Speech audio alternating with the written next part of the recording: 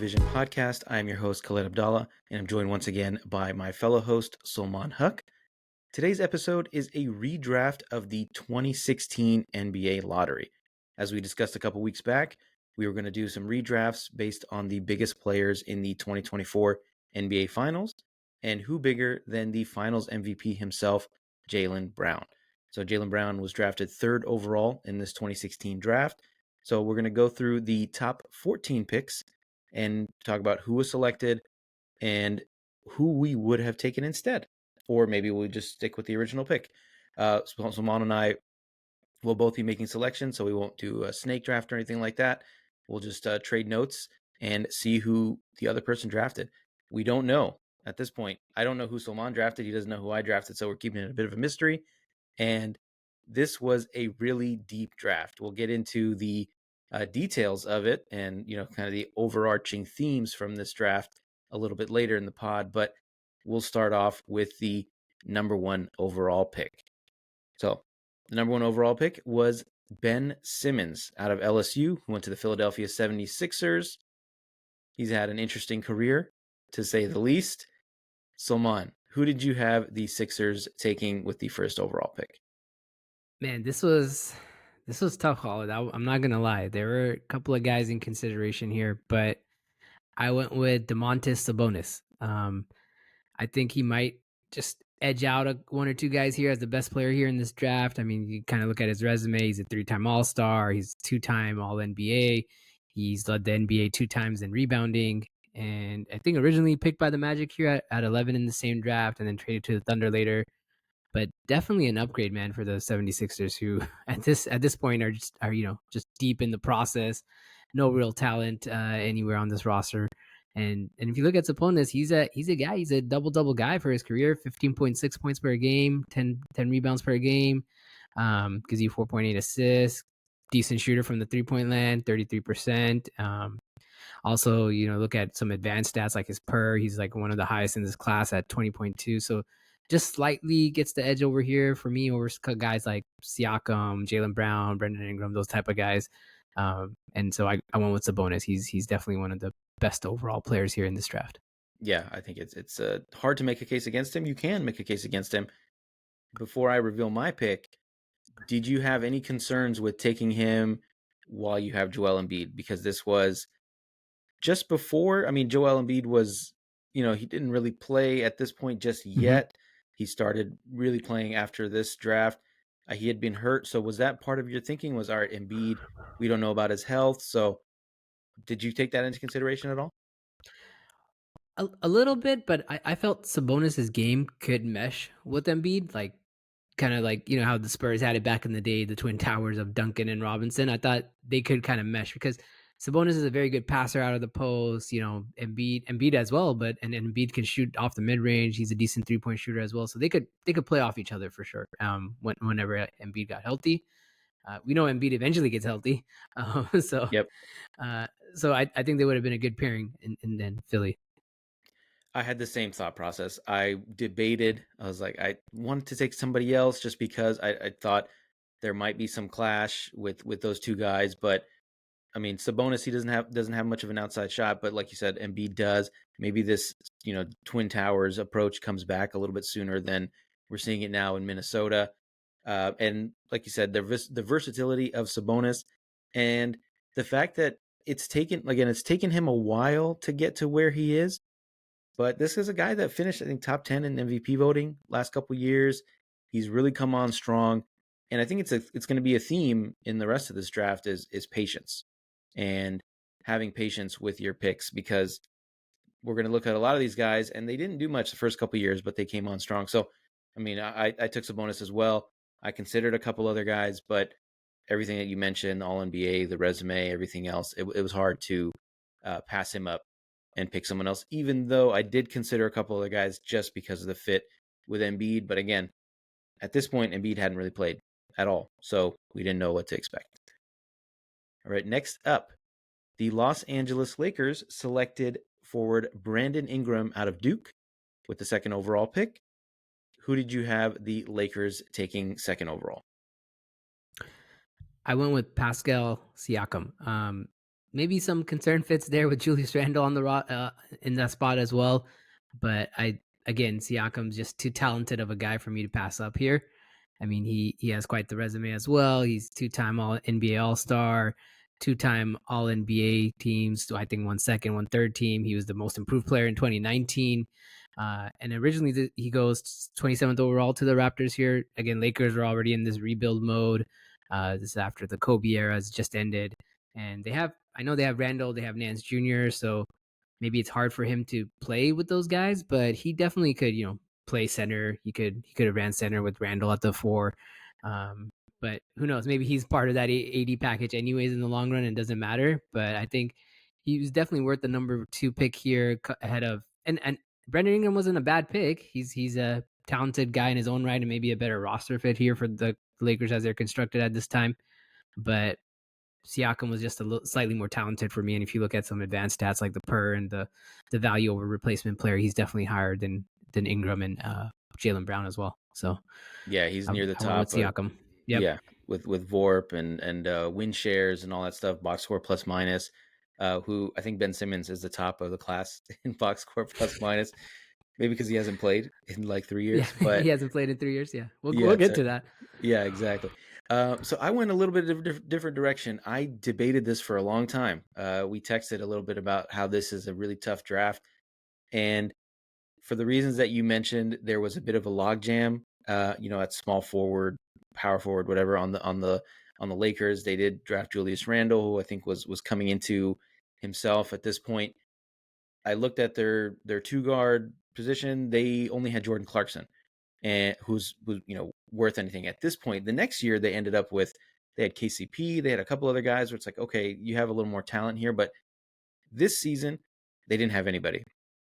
So for that reason, I ended up picking Jaylen Brown here. So he goes instead of third overall, second overall to the Lakers. It's kind of ironic, right, that he switches over from one rival to another, but it was really tough. I almost picked Pascal Siakam, but I was like, I feel like position fit, need, upside, at least initially, because I mean Siakam was a 27th overall pick. It took him a while. It took Jaylen Brown a while to get started as well, but I felt Jaylen Brown was just a little bit of a better player than Siakam, so that's why I gave him a very slight edge. It wasn't an easy choice. I'll say that. I'm with you, Khaled. Those are the two guys I was debating. It was Siakam or Brown. I was like, man, Brown fits better. He's kind of shown up a little bit better the last year or so in his career. But Siakam, pretty good player as well. So I just went with what I felt was the more overall talented guy. Yeah, Just I just dig it. very just by like By inches we're like a talking hair. about. Yeah. Yeah, Yeah. exactly. Exactly. All right. So third overall, the Boston Celtics with a Brooklyn pick, of course, from the Paul Pierce KG trade, which helped them build this championship roster. They selected small forward shooting guard Jaylen Brown out of Cal, third overall. Who did you have the Celtics taking here? I left Jaylen Brown right there. Yeah, had him right back at the Celtics. Great pick in the moment, and even in the redraft, Jaylen Brown's top 3 guy in this draft. Just for everything he's already accomplished with them, and especially this last year, Finals MVP.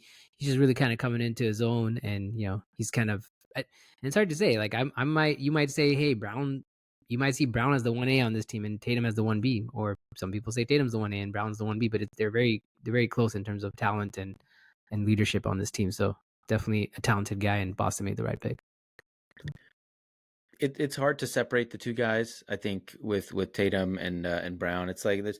It's almost pointless to have that conversation because you could have it on a Monday and Jaylen Brown has 15 points, 5 boards, and Tatum has 25 and 10. And then you have the conversation on Wednesday and then you flip those numbers. And that's kind of the luxury of having these two guys that are their skill sets are not interchangeable. Obviously, Tatum's a bigger guy. He's going to be guarding different dudes, but maybe Jaylen Brown is a tad more athletic pound for pound. So he's able to guard different, smaller guys, faster guys, quicker guys. And so, yeah, again, it's kind of pointless at this point to like have that differentiation between the two of them. So with me, I mean, Jaylen Brown is off the board. Pascal Siakam is the easy pick here. This is before they draft Jason Tatum. So the question becomes, do they draft Jason Tatum the next year, or does it not really matter because you end up basically having the same thing of two big wings that can guard different positions and create their own shot. I mean, I think it doesn't impact the future, and I think it doesn't really impact definitely doesn't impact negatively the future of this team, because they're just going to end up with a comparable player, maybe depending on who you ask. Pascal's a better player than JB's a better player than Pascal. So again, they're kind of interchangeable, even though their skill set's not the same. Does that make sense? Yeah, that makes sense. Yeah, I mean, I still think they would have ended up with Tatum the next year, anyways. So Yeah, they it would wasn't still have their done it. pick anyway. It was Yeah, another Brooklyn pick. yeah, And we'll yeah. get to that. We'll get to that draft very soon, because of course we want to honor some of these guys that won their first championship. So this is where the draft gets ugly, like really, really, really ugly for a couple picks. The Phoenix Suns, with the fourth overall pick, select big man Dragan Bender, great name, out of Maccabi Tel Aviv in Israel. Who did you have the Suns taking instead? I think this is where we might start to differ. Well, we already differed once, but let's see what you got Let's here. see. Yeah, let's find out. Let's find out. I went with Brendan Ingram. Um, Brendan Ingram, he was an all-star a couple years ago. He's the most improved that year. He was on this all-rookie second team that this year. But I think Ingram is a good fit right next to Devin Booker. He's a talented guy. He puts up like 19 points per game, 5.2 rebounds. We're talking about like 4.3 assists, decent per at 16.1. And I think, this just gives the Suns a building piece next to Booker, like a guy who can score and defend, but whereas Booker can play on ball and do all that kind of stuff. But Ingram, good shooter, good defender, and he just makes sense in terms of fit next to Devin Booker for me. I did not have Brandon Ingram here. I think your logic is sound.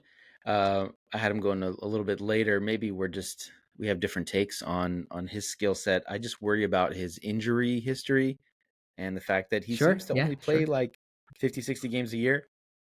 But anyway, Hey, it's speaking of better than not playing 3 years. So true, true. Yeah, for Dragon Bender. So I went a little bit of a different direction. I went with Jamal Murray, who's kind of an interesting player in the sense that I wouldn't quite put him in like the great or elite category. He hasn't been an all-star. I don't know if that's really his fault. It's just the West was just there's such a log jam in the backcourt. Early in his career, it's like Steph, Chris Paul, Mike Conley. I mean, Mike Conley never made an all-star team. Uh, I'm sure I'm missing some other guys. And then later in his career, it's Luka and Anthony Edwards and all these other guys. So it's like I don't really hold that against him, especially because the all-star team is also a popularity vote, and you also have Clay, stuff like that. So the popularity and him playing in a small market, I don't hold that all-star team against him. What I love about him is his mental toughness, his physical toughness. He's incredibly clutch. He is a leader, which I don't think anyone on the Suns, in the past few years, other than Chris Paul, could be considered in that leader category. I wouldn't really put Devin Booker in that category. He's more of just, I'm going to do my thing. I'm a good player, but don't look to me to grab this team like by the balls and say let's do this. So Jamal Murray, I think, gives them that true point guard they've also been looking for since, which is one of the reasons they went after Chris Paul. So I think that changes their trajectory a little bit. But I think he would have been a good fit next to Devin Booker, and you would have got an all Kentucky backcourt. What do you think? it's interesting you take Jamal Murray, but no injury concerns with him because he missed like a year or so, right, with some injuries, and then he was like on and off with his torn ACL. He was kind of slow to get back from that, right? It was a torn ACL I think he had a couple years ago. Yeah, I feel like it's two different things, having like one big injury where you tear your ACL and then you're on the road to recovery, where it seems like Brandon Ingram, it's like every few months there's some kind of soft tissue or a sprain or something like that, where he's not playing the full season because of like niggling things that just don't go away. You know what I'm saying? Yeah, yeah, and that's probably because Brandon Ingram's such a tall, skinny guy, and he puts too much pressure on his legs. But Yeah, that's always the risk, right, with certain hmm body types. But I mean, I don't hate your pick or anything, but I'm glad we okay, differed. all right. I think I think you're right. We're gonna start differing a lot more. Yeah, good draft. Next up, the fifth overall pick, the Minnesota Timberwolves selected point guard Chris Dunn out of Providence. Who did you have the T Wolves picking fifth overall? Man, when they made that pick, I was loving Chris Dunn. I was like, this guy's gonna be the next Gary Payton, but never was. He never made that. He never made it there. I went with Deontay Murray. Uh, another kind of kind of everything the Timberwolves were probably hoping Chris Dunn would have been is everything Deontay Murray is. He's an all-star. He's been on the all-defensive team. He led the NBA in steals about just a few years ago. And again, I think he fits well with like the guys they have on that roster, right? I think they get like Levine and Cat and Wiggins is there. So he's kind of that menace on defense. He's a good scorer too. Like his career averages are 15.4. He's 5.3 assists, 5.8 rebounds, 1.4 steals. I think one of his better seasons, like just like last year or 2 years ago with the Hawks, he puts up like 22 points per game, 6.4 assists, and a decent. If you look at some of his advanced metrics, he's like 17.7 per. So I think good fit, good player. He's looks like a good fit there in Atlanta next to Trae Young because Trae Young sucks so bad on defense, but Deontay Murray has just been like kind of a good player next to Trae Young, so he can play pretty much next to any point guard you put him next to or any shooters you put him next to, and he'll take care of the defensive load and he can run the point. So we're recording this on June 27th of 2024. I don't think he's going to be on the Hawks in a few months. I don't think so either. Yeah, Yeah. in a few weeks. Let's just put it this way: in a few weeks. Yeah, exactly. By August, he'll probably be on a different team, or Trae Young will be on a different team. If it was up to me, I've made my feelings clear on Trae Young. If it was up to me, I would keep DeJounte Murray. But and anyway, I guess the rest of the NBA agrees with you, Holly, because I was reading something like Deontay Murray has more trade value right now than Trae Young. That's what I was reading the other day. So yeah, that's a separate podcast, but I agree 1,000%. I actually also went with DeJounte Murray. I considered a couple other guys, but like you said, everything that they were hoping for from Chris Dunn, where he was going to be this like bulldog on defense, he's going to provide some toughness next to Ricky Rubio, who was the current starting point guard at this time. The question, I think we talked about this on the Point Guard Bus podcast that we did a while back. We talked about Chris Dunn and how his career might have been different if he wasn't part of that Jimmy Butler trade, and if he was actually able to like establish himself in Minnesota and not have to worry about look over his shoulder because he just got traded. I feel like getting traded early in your career can really derail a career.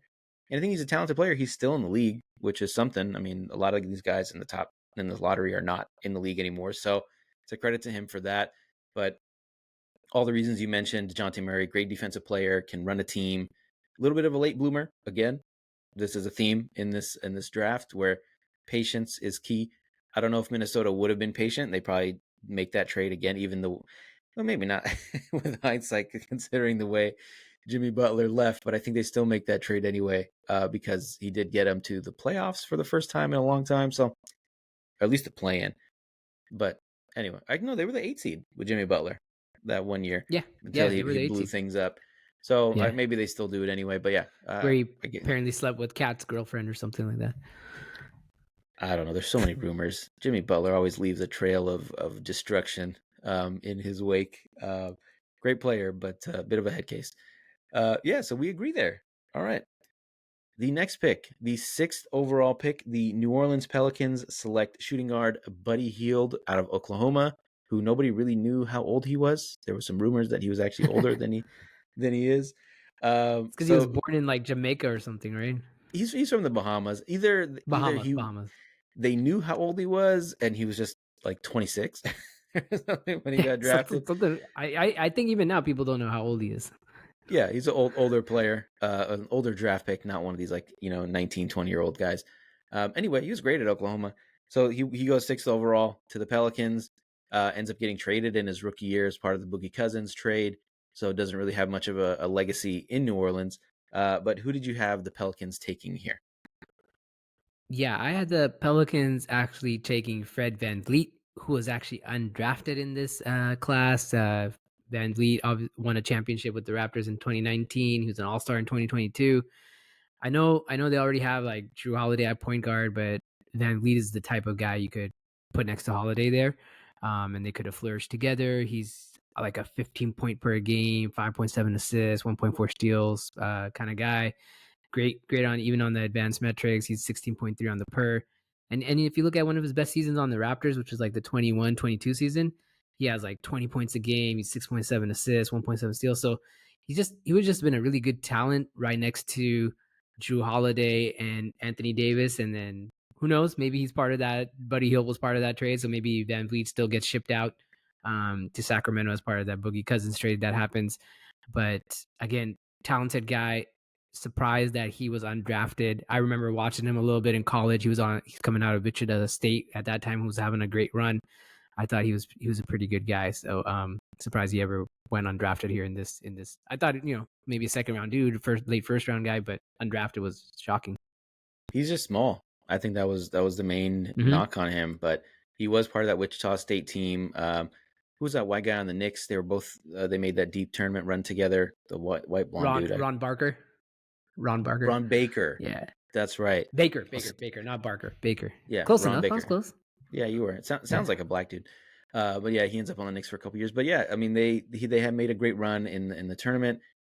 Again, he's just small. I think that was what the ultimate negative on him was. I did have him going in my lottery, of course, because he is one of the best players in this draft. There's a lot of really good undrafted players. I don't want to spoil anything in case you drafted a couple other ones in our lottery, but we could talk at the end on our honorable mentions. For sure. But so I debated Fred VanVleet, but again, because they had Drew Holiday, I thought they were looking for a little bit of size and some shooting, which Buddy Hield provides. But you get a better overall player here for me in Brandon Ingram. So I know Buddy Hield is about a 40% three-point shooter. Ingram is a touch over 36%, but I think on a higher volume because just he has more opportunities than Hield. I think he's just a better overall player, but he also gives you some of that size. And I wonder, do they make that trade for Boogie to play alongside Anthony Davis? They probably still do because he's obviously later in his career can make an immediate impact versus Brandon Ingram, who only averaged like 8 points a game his rookie season. But maybe Brandon Ingram ends up in Sacramento, and that's a little more interesting than Buddy Hield, who Vivek was in love with for some reason. But yeah, I had Brandon Ingram going to the Pelicans here a few years earlier than he than he is in real life. Yeah. Next. Not a bad pick. Thank you. Yeah, I couldn't let him slide any further than that. Next up, the Denver Nuggets via the New York Knicks. This is a trade from a while back. Selected Jamal Murray, guard out of Kentucky. Who did you have the Nuggets taking here since Jamal Murray is off the board? Well, Jamal Murray's off your board. He's not off my board. I have him go. Yeah, I have him. I actually have the Nuggets taking Jamal Murray. Another guy that I just thought, they got it right here. You were slightly higher on Jamal Murray than I am, but again, like all the things you said about him, right? He's a really good scorer, playmaker. I mean, if you look at like his career averages, he's 17.5 points per game. He's like 4.5 assists. He averages 1 steal, so he can play some defense. He just has this like toughness to him. He's a good 3-point shooter. I think he's like just around 38%. He's good on the advanced metrics, like his PER is 16.9. So all the things you talk about Jamal Murray kind of being this leader, kind of being this guy, made a lot of sense for the Nuggets to take him at that time. And if he's still on the board, they take him again.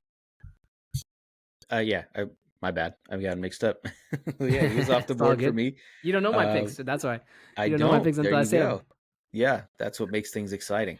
So I went with Fred VanVleet. So again, undrafted from Wichita State. I couldn't let him slide any further than this. He is actually third in this class in VORP. So I wasn't quite and win shares actually. So I wasn't quite sure what to make of that. I know he's a good player. He's been unfortunate in being on some bad teams since the 2019 title, but I remember that title run, and he became, I don't know, the second best shooter on the planet at some point during that playoff run. It was like right after he had a kid. He just went nuts and started shooting like 45% from three against the Bucks and the Warriors, and he bet on himself. He's making hundreds of millions of dollars, so good for him. The question, I mean, in your universe, you end up with Jamal Murray on this team. In my universe, is he better than Jamal Murray? Is he as good as Jamal Murray? Do the Nuggets still win a title with him instead of Jamal Murray? I to answer that last question, yes, I think they still win a title with him. Um, he just has that dog in him, right? Like Van Vliet has that dog in him. Like I don't talent wise, Jamal Murray's probably better, but in terms of like careers, what we've seen, they're probably I would give them about equal footing. Like they're pretty close in terms of like Mhm. what they've been outputting in their careers. But definitely Van Vliet. I don't think it's like a huge drop. Like the Nuggets wouldn't be like, oh man, Van Vliet to Jamal Murray, we don't win because Van Vliet's capable of hitting tough shots too and making big shots too, and he's probably a better defender than Jamal Murray as well. So I would argue that point. I think what made the Nuggets so special during their playoff run or during that title run was the fact that they were so big. And Jamal Murray being a bigger point guard at, he's like 6'4", 6'5". He's not, again, not the best defender, but that size and versatility gives you a little more switchability on defense. So I still think they win the title, but I maybe it's a little bit of a tougher road. Maybe they don't sweep the Lakers. Maybe they don't beat Miami in 5. But I think he's close to, if not just as good as Jamal Murray, just a little bit of a different type of player. So this draft continues to get ugly. It gets, it's a little bit of a mixed bag, but it's pretty bad here. So this pick, I don't know what your logic was. So this pick was the Sacramento Kings, 8th overall. They drafted Marquise Chris, power forward out of Washington, and they traded him to the Suns for basically pick 13, 28, a second round pick, and the rights to Bogdanovich, who ends up on the Kings a few years later, but he was drafted 2 years prior, but was kind of a draft and stash. So my logic was, I'm picking for the Suns. I don't know if you picked for the Kings or the Suns, but let us know who you picked for and who you picked here. yeah, I went.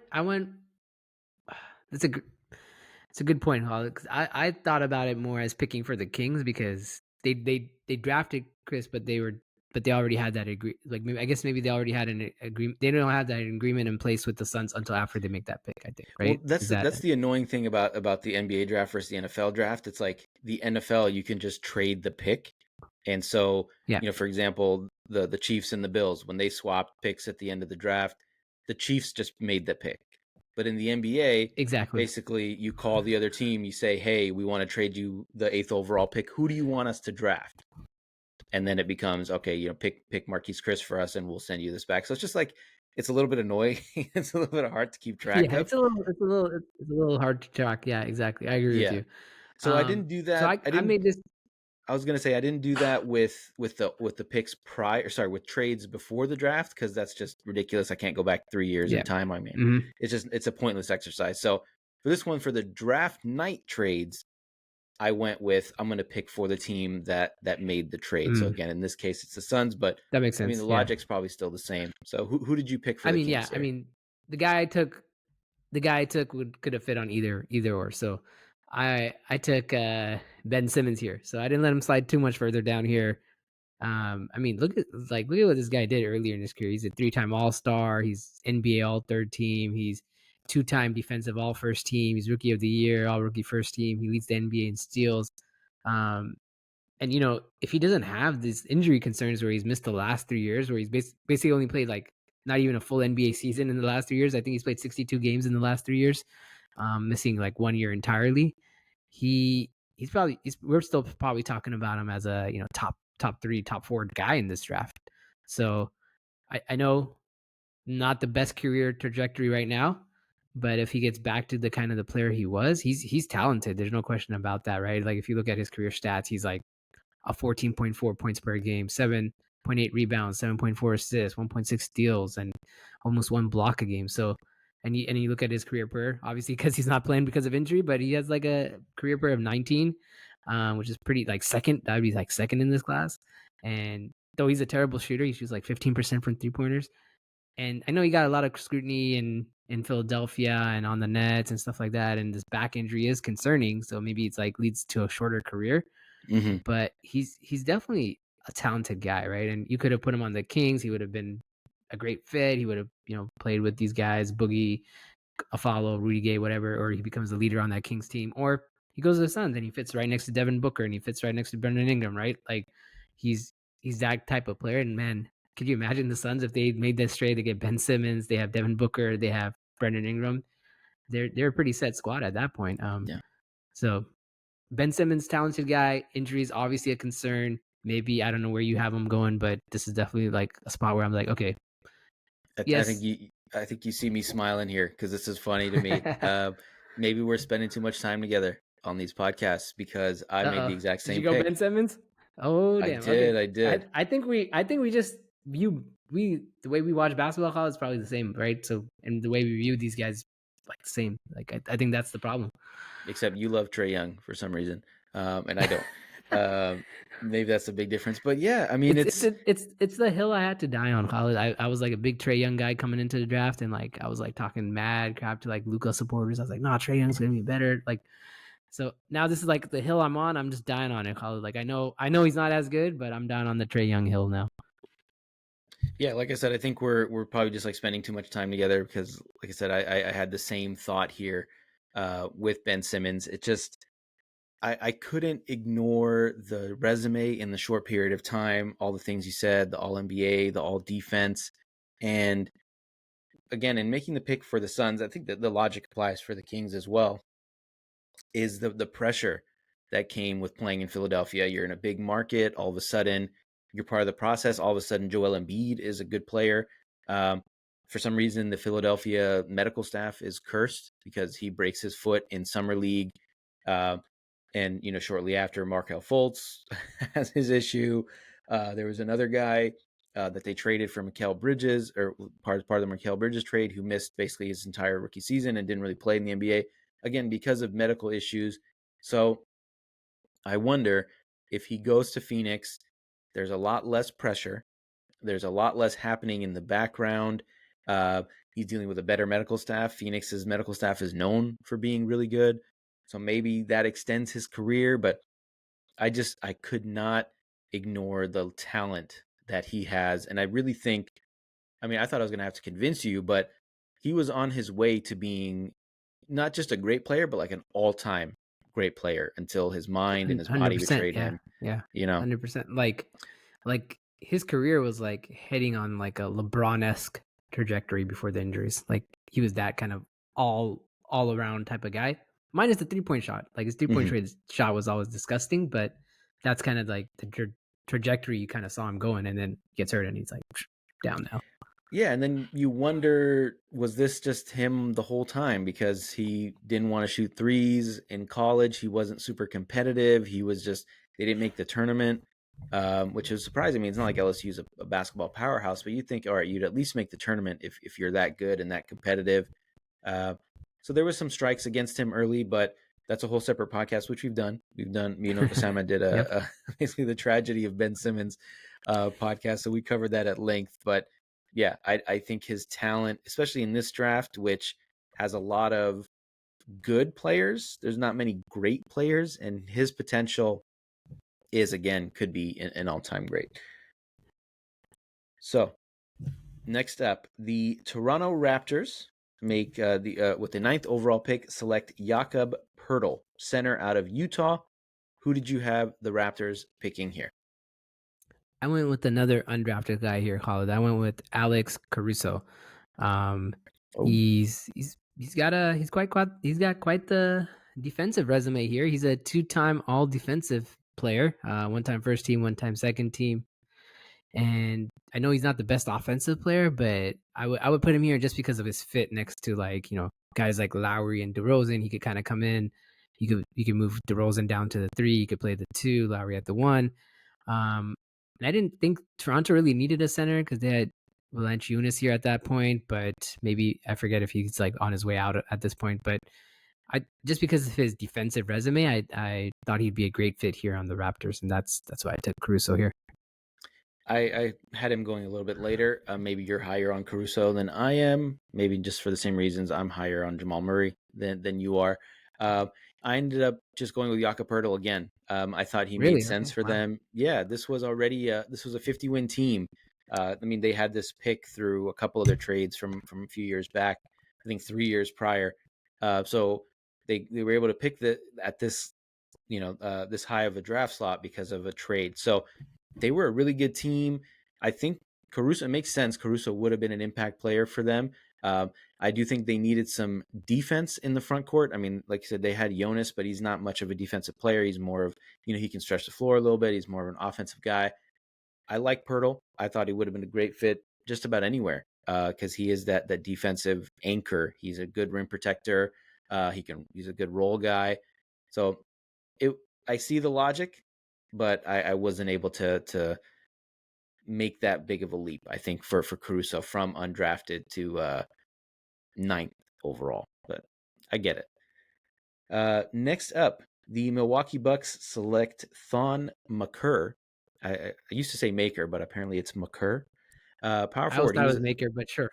Yeah, it's Maker. He's from South Sudan, so pronounce it a little different down there, or out there. Power forward out of a high school, so he's a high school player. Who did you have the Bucks taking here? I went with Malcolm Brogdon, who I think is a second round pick here in this draft, like maybe pick 36. Yep. He's won six man of the year. He's been rookie of the year. He was he was a part of the 50-40-90 club in 2019. So he's just a good playmaker, and this is the guy you wanted next to Giannis, right? Like he's just like he can take that pressure. He's a ball handler. He's a shooter. He's just a good point guard, right? And that's maybe something they needed next to him. I mean, if you look at his like career averages, he's like 15.4, 4.7 assists. He's like has a per of 17 in the advanced metrics, and some of his best seasons, he's like a 20-7 guy. So I think Brogdon, you bring him in here, put him next to Giannis, and then you have something here, right? Like that's always been the knock, right? Giannis needs another playmaker. Giannis needs a point guard, and he finally gets that. He gets that here with Brogdon and takes some pressure off him, so he can just do the things he likes. He does well. My concern with Brogdon, well, first of all, it's insane that he won Rookie of the Year. Yeah, Let's just say crazy, that. right? Crazy. In this draft, he won Rookie of the Year. Yeah, right. Which is, again, the patience. All these other guys were late bloomers. And at the time, I read on his wiki page, he was the first guy, or he had the lowest points per game and minutes per game of any Rookie of the Year winner in NBA history. He was competing mostly with Joel Embiid, who I think only played like 30 games. So the voters were like, we can't give it to this guy. So he almost won it by default, but he ends up having a good career. My concern is just the injuries. He's always hurt. I know he's bounced around a little bit, since leaving Milwaukee. He goes to Indy, he goes to Boston. Now he's on Portland. He's probably not going to be on Portland for long. So just the injuries kept piling up, and that makes me concerned. I know he was Rookie of the Year. He's a good floor player. Maybe his ceiling's not that high. So I went with another guy. I went with Buddy Hield, who obviously was picked a few picks before this. He is a 40% career three-point shooter. Would have been able to help stretch the floor on a team with Giannis. That Giannis 5-out type offense was always great for them. I think he would have been a good fit there. My biggest not concern was whatever the opposite of the biggest reason I had for picking him here is I think he's a good player. He's got size. He can shoot. He's just never been in a good situation. And I think or a steady situation, he goes to New Orleans, he gets traded in his rookie year. He goes to Sacramento when they were still pretty dysfunctional with Vlade Divac and everything. So, and then, he's bounced around since then. I think if he ends up in a better situation with a better organization next to a great player, all-time great player in Giannis, I think he is able to reach his full potential, which again he's a lights out shooter. And then you can add some of the other parts to his game, again, on a good team surrounded by talent. What do you think? Yeah. Am I overrating Buddy No, Hield? no, no, not at all. You'll see. We'll find out what my next pick is, and you'll see why I said that. There you go. Spoilers. So next, the Orlando Magic. So again, this pick I made it with the Thunder in mind, and not the Orlando Magic, because the Orlando Magic made this pick. They picked Domantas Sabonis, big man out of Gonzaga, and they end up trading Sabonis, Serge Ibaka to OKC for Oladipo, Ilyasova, and Orlando's first round pick.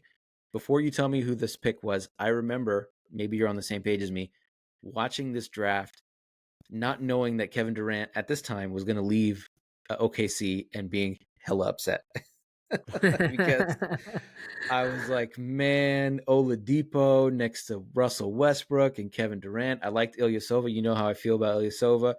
Great, one of my favorite players, one of my favorite like random role players. And I was really upset. I was like, man, OKC is going to be the best team in the West again. This was coming off the 3-1 loss to the Cavs in the finals. So I was upset until, of course, July 4th later that year. Did you feel the same way? And of course, tell me who you had the Magic or the Thunder picking here. Yeah, I mean, I was kind of like, oh man, the Thunder got Oladipo, dang, right? I was like, oh man, it's like, I mean, but you were hearing rumblings of Kevin Durant leaving, right? Like there was rumblings at this point, right, that Durant might leave. Of course, there weren't like rumblings like, oh, he's going to choose the Warriors or anything like that. I mean, there was But rumblings, but there's rumblings and then there's news, right? You yeah, think exactly, right, I yeah. didn't think he was going to leave personally. I thought he was going to stay in OKC. You know, I always thought he was going to leave at some point. Maybe just because I just felt like he never liked Russell Westbrook. He was just like, man, f this guy now. Now I have a chance to leave. Let's go, right? So I always felt like KD was gonna eventually walk out of that situation. So I made the pick with the Magic in mind. Could also be a good fit here on the Thunder, but I went with Buddy Hield, right? Like for all the reasons you talked about. He's a great shooter. I thought, okay, maybe the Magic are missing some shooting, so they want to take Buddy Hield, or even the Thunder, right? Kevin Durant's leaving. They could have used a shooter, even with Kevin Yeah, Durant there. yeah, for sure. So they still could have used a shooter, and right, he's one of the best shooters in this draft class, a 40% career 3-point shooter. Even if you look at some advanced metrics, he's still decent on the advanced metrics. He's a 14.5 per guy. So again, just the right situation for him. Like I think even the Thunder would have been a more ideal situation for him if Durant stayed, or just playing next to Westbrook, right? Because Westbrook Mm-hmm. just wants someone to be in the corner and shoot a three, and that's what Buddy Hield does. So, Yeah, so and could have that's one been of a the good fit there as reasons. well. Yeah, that's one of the reasons Oladipo did not work out Mm-mm. in OKC, because he's just not that type of guy. But Buddy Hield is. So that's um, I like the logic in that pick. So I ended up going a little bit of a different direction. I went with Ivica Zubac, whatever, Zubats. I think Um, it's Zubac. I always want to call him Ivan Zubac. I don't know why, but it's I just like always a, call him. yeah, Yeah, classic Eastern European name. So Ivica yeah. Zubats, out of who went 32nd overall to the Lakers, from Bosnia, or Croatia. I think he's Bosnian. Um, the reasoning is, he's kind of a poor man's Domantas Sabonis. He doesn't have as much versatility in his offensive game, uh, but he's just a solid big man that does everything you need, right? He's going to set, hard screens. He's going to roll hard to the basket. He's going to fight for rebounds. He's going to defend his ass off. So he does a lot of the dirty work, and would make smart plays for this team. If I was picking for Orlando, I would have picked him as well. I think he would have fit nicely next to what's his name, Vucevic. Vucevic. Yeah. Um, and then for next to OKC, it gives them another guy that gives them size and length, especially if they're losing Ibaka. He's not going to stretch the floor in the same way as Ibaka, but he would have been a great fit next to Steven Adams, or even a backup to Steven Adams at this point. It just gives them another level of toughness that would have been ideal in combating the Warriors and some of the other more finesse teams in the West. So we're getting close to the end of the draft here, or the end of the lottery. The Utah Jazz, they traded this pick to the Atlanta Hawks, but they selected small forward Taurean Prince out of Baylor. So they ended up trading this pick to the Pacers. It was a 3-team deal, but basically they trade this pick for George Hill from the Pacers. So again, I don't know who you're picking for. I'm assuming for the Jazz, but who did you have, the Jazz or the Hawks, taking 12th overall here? Yeah, I went with Podol here. That's where I went with Jakob Podol here. I think either way, it again, a guy that works, right? Like you could see him on the Jazz, you could see him on the Hawks. He's just a good. I didn't hate your assessment of him. I was just a little bit lower on him, but I think definitely a lottery guy. He comes in, he could play on the Jazz, he can play on the Hawks. He's a good defensive player. He's a good rebounder. He can even play a little bit out of the post in terms of like passing out of the post, those kind of things. So yeah, solid overall player that I think would have benefited either team. I mean, the Jazz I think have Cantor and an old Derek Favors, right? So they needed a young center at this point probably, and then again the Hawks too, right? They didn't really have a center at this point yet anyway. So either They actually had Dwight Howard, but he would have oh, is it? been I mean, yeah. washed up Dwight Howard. Eh, He was still Case decent at about this point. I think man. he was probably more washed when he went to Washington, but I think at this point he was decent. He was still on the Atlanta Hawks. He was washed for sure. Yeah. He was still washed. Okay, I'll give you that. So I went with Alex Caruso. So I couldn't let him drop too much further than this. So again, he was undrafted out of Texas A&M. Again, took a little while to get started, but I think he would have been a great fit here. All the reasons you talked about him being a good fit. I forget where you had him, but he's just a great defender, 2-time all defense, dirty work guy, makes winning plays, can shoot the three at a decent clip. Won a fake title with LeBron James and the Lakers. I picked this with the Hawks in mind, and at this point they were starting, or they had a combination of Dennis Schroeder, Tim Hardaway Jr., and Kyle Korver in their backcourt. So basically a no defense backcourt. So adding Caruso to this mix would have given them a little bit more defensive toughness, and then you throw out a lineup that has Paul Millsap, a semi-washed Dwight Howard, and Alex Caruso out there, and you're like, okay, this is a pretty good defensive team at this point. So I thought that, again, I couldn't let him drop much further than the top 10, top 12. For sure. Next up, the Phoenix Suns from Washington traded to the Sacramento Kings. So this is basically the Kings made this pick, not the Suns, but the Kings/Suns select center Georgios Papagiannis. It's okay if you don't know who the hell that is. Out of Greece, from Panathinaikos, who he actually only played 40 career NBA games. So yikes. Yikes. Who did you have the Kings/Suns/whoever else picking Yeah, here at 13? I went with Zubox here. Again, like if you're gonna take a center, at least take a good center. Papa Giannis, like, and I think even at that time, it was like a pick was uh that was questionable, right? Like people are like, why? Who's Papa? Like even at that time, people are like, who's Papa Giannis? Like, why is he jumped into the lottery? Like I think people are like looking at him as like maybe a late guy you could take a flyer on, right? But again, Subak, like for all the things you mentioned, right? He's a good rebounder. He's a decent defender. He can make some plays out of the post, that kind of stuff. Again, it just makes a lot of sense here, right? If you're looking for a center, it could have come in and replaced Boogie Cousins. Could have played center for the Suns. He either or on either roster, he was just a good fit. Yeah, he made sense on the Suns because, again, they were looking for size. They drafted Dragan Bender and Marquise Chris, so he's better than both of those guys. He would have fit on the Kings next to Boogie, like you said, because we know Boogie can play the 4. He did it in New Orleans with AD playing the 5, or vice versa. Doesn't really matter. I went with Malcolm Brogdon. So I know I talked a lot of shit about his injury history and all that, but I know he's talented and I know his floor is high. And I made this pick with the Kings in mind. And I thought at this point they were starting Darren Collison at point guard, who's okay. I think he's not really a traditional point guard. I think Brogdon is. And I think a combination of Brogdon and Boogie, he would have been able to unlock a lot of things in Boogie. He would have been able to run a good 2-man game with him, just the same way he did with Giannis. I think he probably still ends up getting traded as part of the Boogie Cousins deal, or maybe not, and he ends up playing with Buddy Hield and some of these other guys. But I do think that the Kings, it would have been a smart pick to take Brogdon at this point. And I think the reason they took this Papagiannis guy is because it was Vlade Divac that was making the picks, and maybe he just wanted a European guy.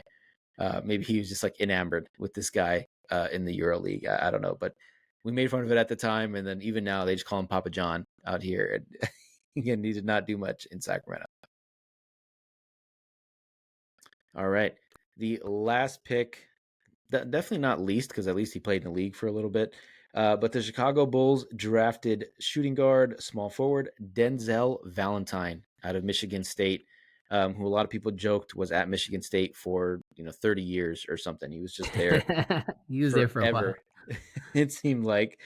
So who did you have the Bulls picking here? 14. This was tough. This was definitely really tough, but I kind of like the directions the Bulls were thinking with their roster here to go with a shooting guard, small forward type. I went with Karis LeVert, who I personally really liked his game coming in. He's a pretty good scorer. Like, I mean, at one point in his career, people were calling him like baby KD, like he was that good. Obviously he had some injury concerns, things like that. But I think at the pinnacle, like at his peak, he's like a 20 point per game type of guy. Not so much anymore, but he's a guy who shoots well, can come in and kind of light up the offense as like a sixth man, right? And I think at this point that's kind of what you want. Could have been a couple other guys here in consideration, but for me, I go Karis LeVert. Again, I'm surprised, but we align. I went with Karis LeVert as well. I think our lottery is all aligned, Khalid. Like it's all we picked the same guys, just in different orders for sure. Yeah, I don't think we had any outliers because there's a lot of honorable mentions. There's a lot of guys that maybe deserve to be in the lottery, maybe not. We'll talk about them. Yeah, Karis LeVert, not really my favorite type of player. That volume scorer, I'm just not a big fan of that. Like you have to take 20 shots to hit 20 to get 20 points. But anyway, he is a 20 point per game guy in a good year, and he can go off for 40, 50 on any given night. I think he has a 50-point career game. He's got a couple 40-point games. So it would have been an interesting fit because this was a weird Bulls team. This team had Rondo, D Wade, Jimmy Butler. But I mean, I guess they bring in Denzel Valentine to come off the bench. And I think basically he gives you everything that Valentine does, but much better, a much higher level. So if that's what they were looking for, like you said, this was the idea they had in mind with their roster construction was to bring in some offense, some versatility, and I think he does a better job than that, obviously, than Denzel Valentine. What do you think? 100%. All right. So we kind of teased this a little earlier, but this was a really deep draft with a lot of good players, a lot of role players, not as much super high level elite.